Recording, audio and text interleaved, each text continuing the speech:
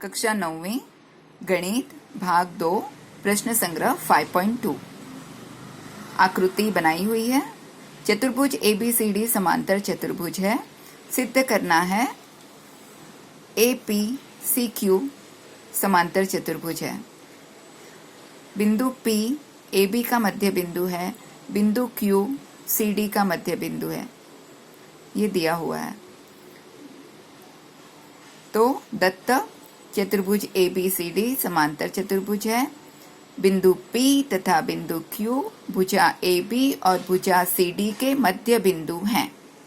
साध्य चतुर्भुज APCQ समांतर चतुर्भुज है। उपपत्ति जब ABCD समांतर चतुर्भुज है यानी भुजा AB समांतर भुजा CD हुआ। जब ये दोनों समांतर हैं तो रेख AP समांतर रेख CQ होगा। कथन 1 नंबर 1 इसको दिया हमने। अब भुजा AB बराबर भुजा CD सर्वांगसम भी है। समांतर चतुर्भुज की सम्मुख भुजाएं बराबर होती हैं।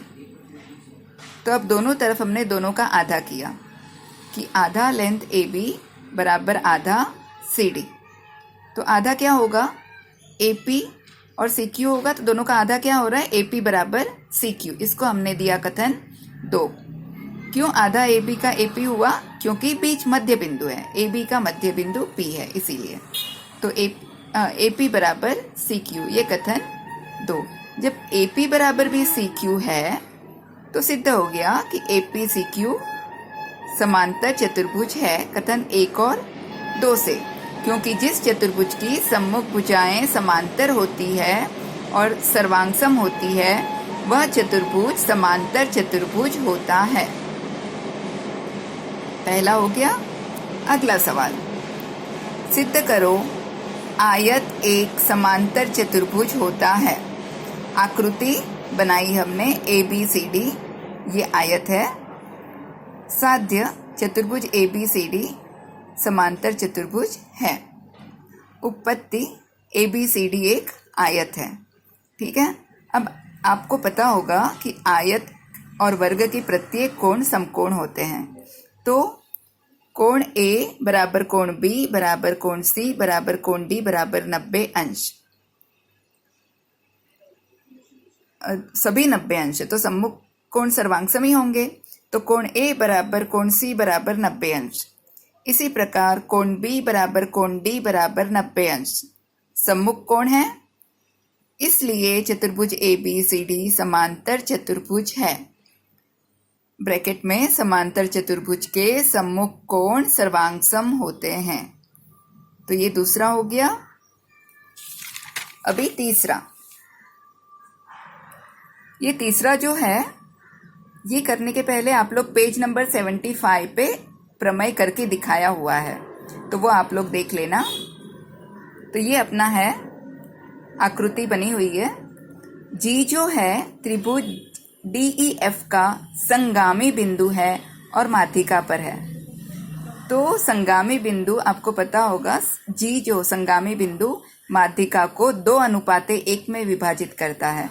यानी जो DG है और GA तो ये 2 भाग होगा तो ये 1 भाग होगा। तो 2:1 में विभाजित करता है। साध्य DGH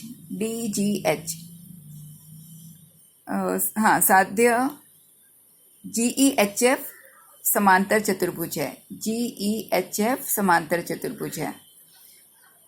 अब ये दिया हुआ है कि किरण DG को इतना बढ़ाने का कि DG बराबर GH।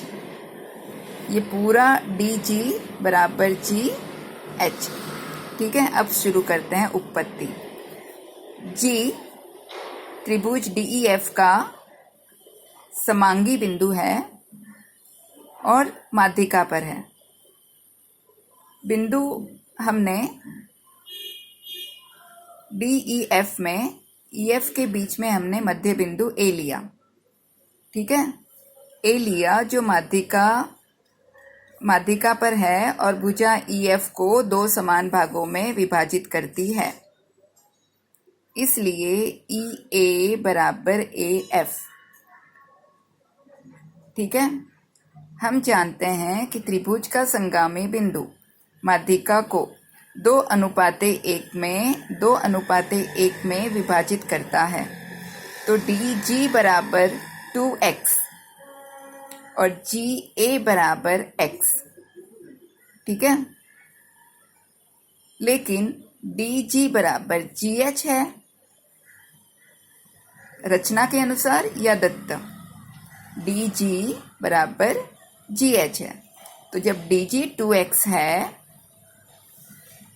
ये देखो DG बराबर GH और ये GA बराबर x, तो AH बराबर भी x होगा। ठीक है, क्योंकि DG और GH समान है। तो बिंदु, इसलिए बिंदु A भुजा EF और भुजा GH को दो समान भागों में विभाजित करता है, इसलिए समान भागों में विभाजित करता है, यानी विकर्ण का मध्य बिंदु हो गया।